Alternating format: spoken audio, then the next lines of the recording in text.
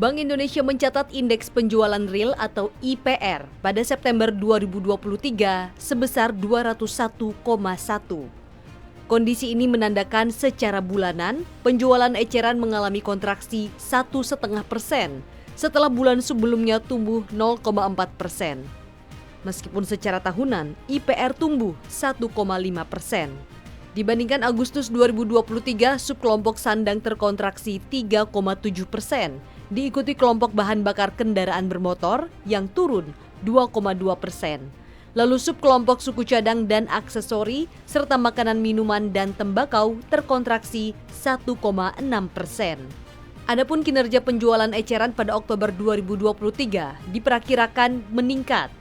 IPR Oktober diprediksi di level 206,3 yang didorong oleh beberapa kelompok seperti makanan, minuman, dan tembakau, serta perlengkapan rumah tangga lainnya. Sementara itu dari sisi harga, BI melihat tekanan inflasi pada Desember 2023 dan Maret 2024 meningkat. Responden menginformasikan peningkatan ini didorong oleh kenaikan harga seiring dengan periode Natal, libur akhir tahun dan sekolah, serta momentum bulan Ramadan pada 2024.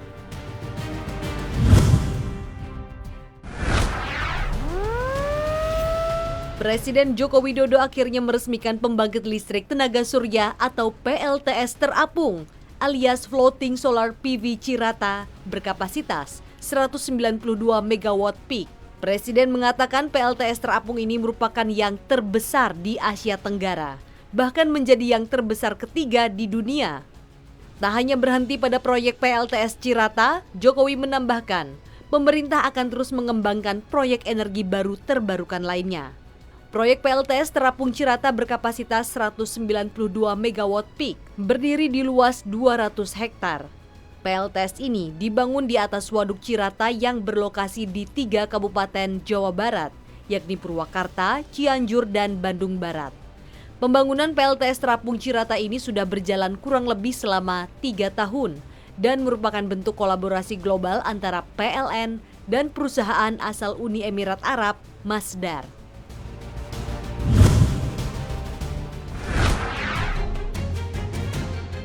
Badan Pangan Nasional merelaksasi harga gula konsumsi di tingkat konsumen untuk menjaga stabilitas pasokan dan harga gula di dalam negeri. Kini harga gula menjadi Rp16.000 per kilogram dan Rp17.000 per kilogram khusus di wilayah Maluku, Maluku Utara, Papua, Papua Barat, hingga wilayah tertinggal, terluar, terpencil, dan pedalaman.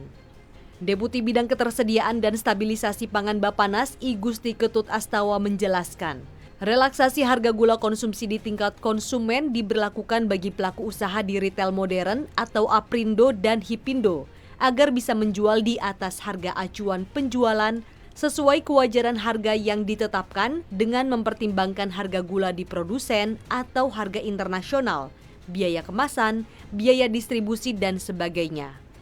Akibat El Nino diperkirakan terjadi potensi penurunan produksi dari estimasi awal 2,6 juta ton menjadi sekitar 2,2 hingga 2,3 juta ton. Sementara realisasi impor gula kristal mentah baru 180.000 ton atau sekitar 22,61%. Dan gula kristal putih sebesar 126.941 ton atau 58,82%.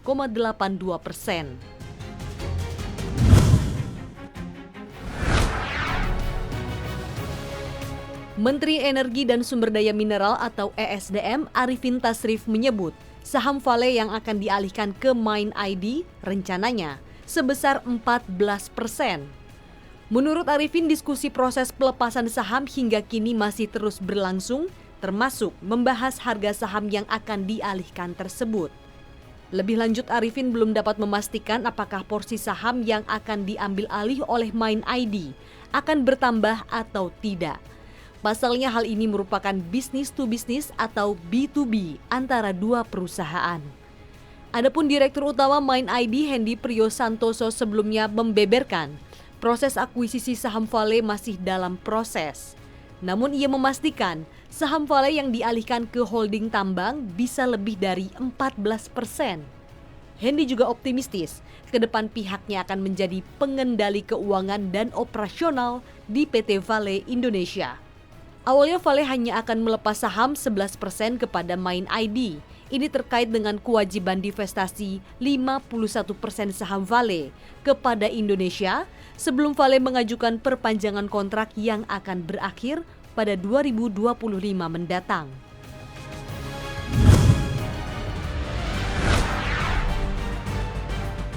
Indeks harga konsumen China kembali mengalami kontraksi bersamaan dengan berlanjutnya deflasi indeks harga produsen akibat lemahnya permintaan.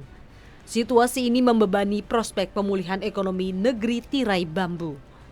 Badan Statistik Nasional China mencatat indeks harga konsumen mengalami deflasi 0,2% secara tahunan pada Oktober 2023. Tekanan deflasi ini terjadi karena permintaan domestik yang terus anjlok, sehingga membebani proses pemulihan ekonomi negeri tirai bambu. Sementara itu, indeks harga produsen mengalami deflasi 2,6% year on year. Dengan demikian, indeks harga ini sudah mengalami deflasi 13 bulan beruntun. Deflasi negeri tirai bambu disebabkan terus anjloknya harga daging babi di China. Saat ini permintaan justru terus melandai di tengah naiknya produksi. Pada Oktober 2023, harga daging babi ambles 30,1%. Hal ini membuktikan China terus berjuang melawan disinflasi dan gagalnya mencapai target inflasi setahun yang ditetapkan 3%.